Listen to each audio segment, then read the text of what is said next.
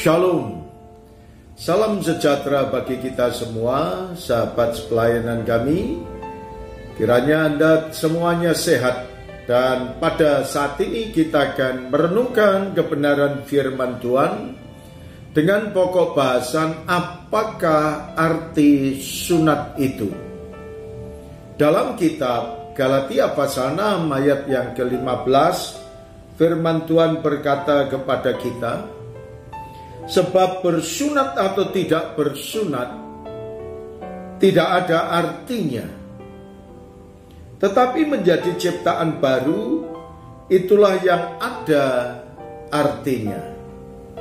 Saudara sekalian, Tuhan mengajarkan kepada kita berkaitan dengan apakah sunat itu penting, apakah sunat itu tidak penting. Ini yang perlu saudara dan saya pahami, bahwa tradisi yang ada di dalam kehidupan bermasyarakat, khususnya di kalangan orang Jawa, juga tetap mengedepankan sunat itu penting.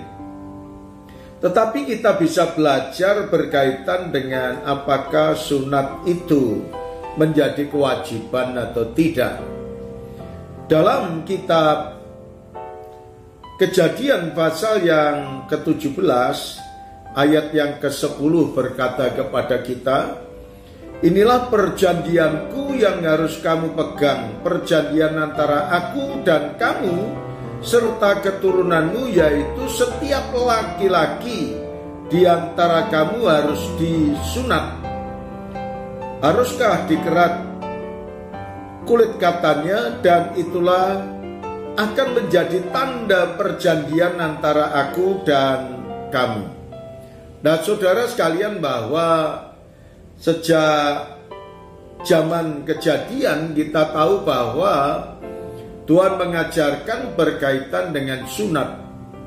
Tetapi dalam sunat ini dikatakan satu perjanjian yang diadakan antara orang Yahudi, orang Israel, dengan orang yang belum menjadi secara kekeluargaan diakui menjadi orang-orang Israel kalau belum disunat, yang laki-laki.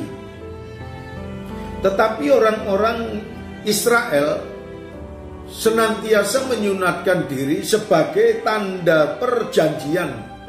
Kita tahu bahwa perjanjian ini penting, diawali dari Abraham dengan Allah, ditandai dengan sunat, pemotongan kulit katan.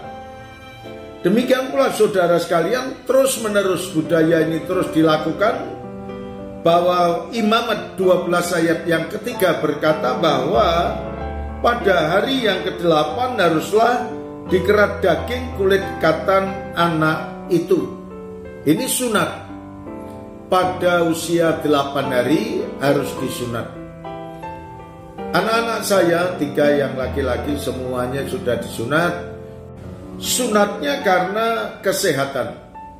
Jadi ini yang kami lakukan, dan kita tahu bahwa Tuhan juga mengajarkan kepada kita, yang penting bukan sunat secara lahiriah, melainkan sunat di dalam hati. Kata kitab Ulangan 30 ayat yang ke-6, dan Tuhan Allahmu akan menyunat hatimu dan hati keturunanmu, sehingga engkau mengasihi Tuhan Allahmu dengan segenap hatimu dan dengan segenap jiwamu, supaya engkau hidup.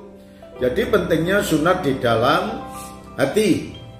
Dalam kitab Roma juga dikatakan, Roma 2 ayat 28 sampai 29, sebab yang disebut Yahudi bukanlah orang yang lahiriah Yahudi, dan yang disebut sunat bukanlah sunat yang dilangsungkan secara lahiriah. Tetapi orang Yahudi sejati ialah dia yang telah nampak keyahudiannya, dan sunat ialah sunat di dalam hati, secara rohani, bukan secara urufiah. Maka pujian baginya datang bukan dari manusia, melainkan dari Allah. Jadi adanya pertobatan, penyunatan secara rohani menanggalkan kehidupan lama, menanggalkan dosa-dosa yang ada di dalam kehidupan kita, dan itulah yang harus dilakukan oleh setiap anak-anak Tuhan, menanggalkan kehidupan dalam dosa.